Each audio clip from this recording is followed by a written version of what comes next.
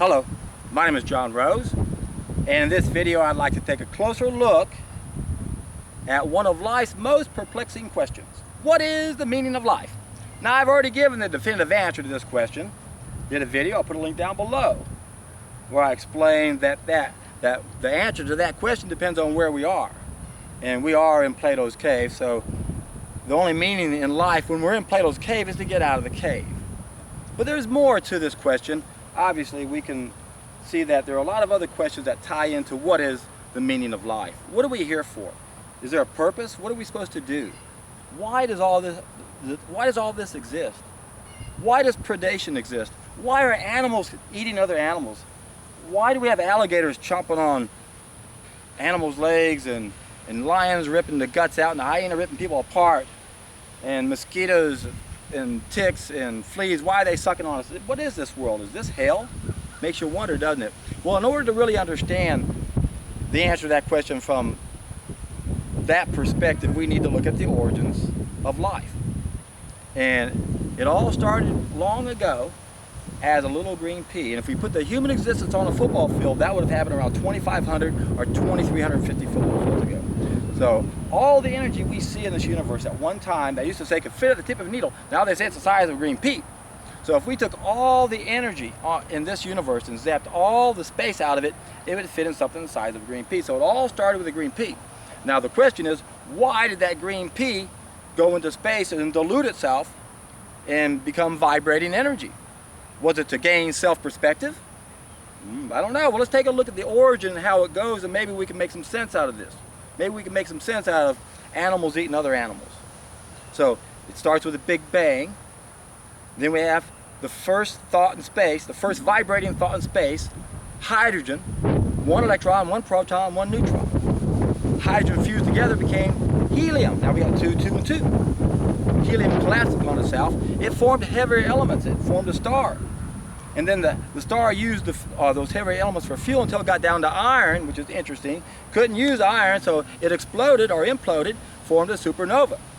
If this is a big star, it would seed the rest of the universe. That's what creates all the other galaxies and the solar systems and planets and ours. So if we're going along here, we have this huge explosion.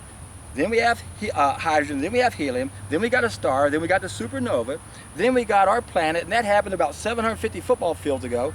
Again, if we use the human existence as one football field. So 2,500, 2,350 football fields ago, based on humans being one football field ago, is when the green pea happened. The Earth came around 750 football fields ago. The first life on this planet was in the ocean in the form of bacteria. 500 football fields ago, it's a prokaryotic cell, single-stranded DNA, divides in half, and that's how it reproduces. The first fuel it ate, guess what it ate? Iron! Isn't that interesting? The sun couldn't use the iron, but the bacteria can. So it's almost like the iron fed the supernova. Same way the iron is feeding the bacteria. Well, the bacteria exhausted all the iron in the ocean, laid it on the bed, and now went after the calcium and the magnesium. And eventually, we have solar power bacteria that captured sunlight with magnesium and spun a proton into a sugar. So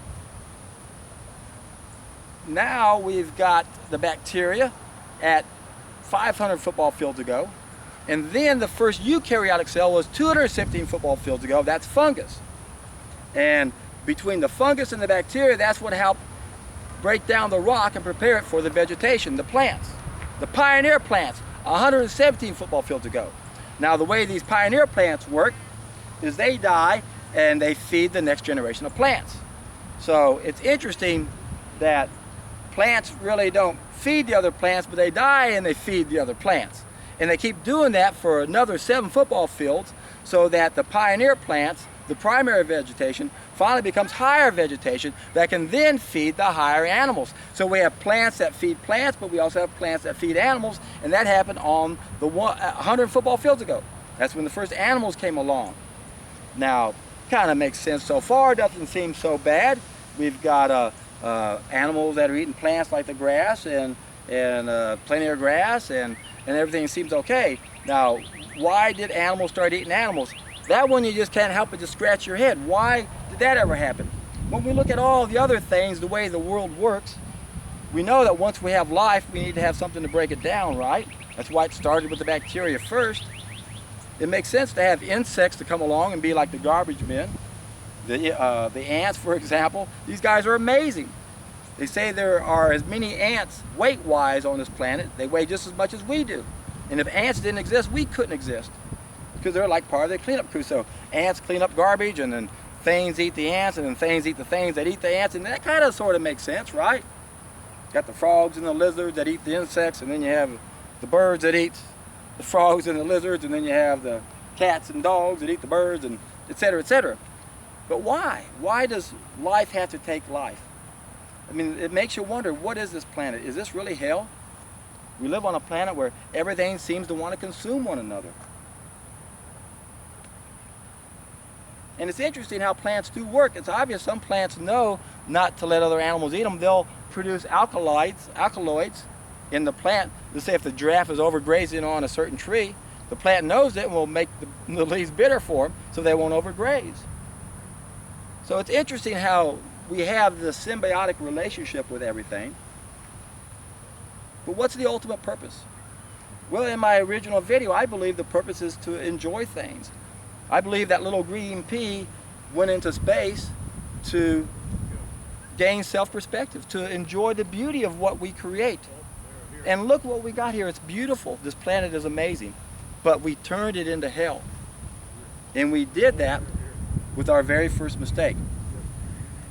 That's when we made a bad application to the first thing we mastered.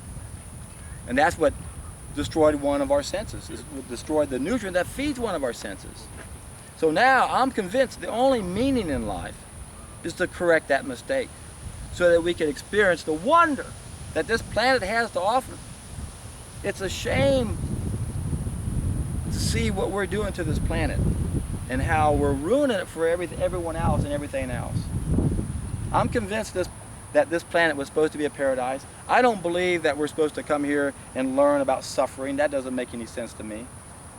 If there's ever a purpose in life, is to eliminate suffering if it exists. And that's the whole purpose of my channel. Most of the suffering on this planet is needless. It's self-inflicted. And we could eliminate it, eradicate it, if we could just simply learn how to live. But that's the piece of the puzzle we're missing. We lost connection to that. That's what happened with that very first mistake. Now, why did we make it? Who knows? We can speculate the answer to that question just like we can speculate the answer to what is the real meaning of life. What are we supposed to do here? Is there a purpose? And how about what happens to most people who are successful? They go through life and they accomplish everything they want to accomplish, and yet at the end they go, I'm still not happy. What's wrong? Why aren't I happy? Why am I not happy? How many people do you know? Everyone. They go through life, and if they're successful, they go, I don't understand it. I did everything right. I had a successful career, great wife, great family, businesses, but I'm still not happy. What's wrong? You're missing something, my friend. It's called a biophoton. It's what we're all missing. It's the warm, fuzzy feeling we all search for when we turn to the wrong food or sex or drugs or money or relationships. We're trying to fill a void we don't understand. It's on a cellular level. It's called a biophoton. Cooking destroys those biophotons. That is the fall of mankind. It is that simple. And the fact that you can't get anyone to do it explains why this is still a mistake. Addiction is denial. No one wants to hear the truth about the things they think they love, not realizing they don't love them back, and that they'll actually be the reason why they're going to suffer, especially toward the end of their life. So what happens to the average person in life? They work hard, they do everything they're supposed to do, and somehow something's missing. They're not happy. And then their health, they lose their health, and then they lose their wealth. We're not supposed to be doing it this way, folks. There's a better way. And it all begins by each and every one of us taking responsibility. It all begins by each and every one of us becoming the best that we can be. Correct the fall of mankind. Stop eating the cooked food. And I know that's not easy.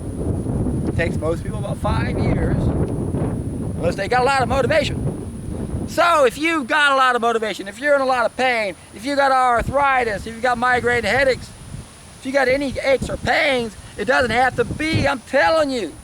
Don't go to our so-called experts. They don't have any solutions, and you should know that if you've been going there long enough. And I know a lot of y'all have been going there several decades, and you know you've only gotten worse. How long is it going to take for you to wake up and realize they don't have any answers inside their box? You got to get outside their box and to come inside my box. I've got the answers. I've got the solutions. It's a simple solution. It's an idea as time has come. I guarantee you, my friends, it's a solid food vacation. When you can take one, you're in for a treat.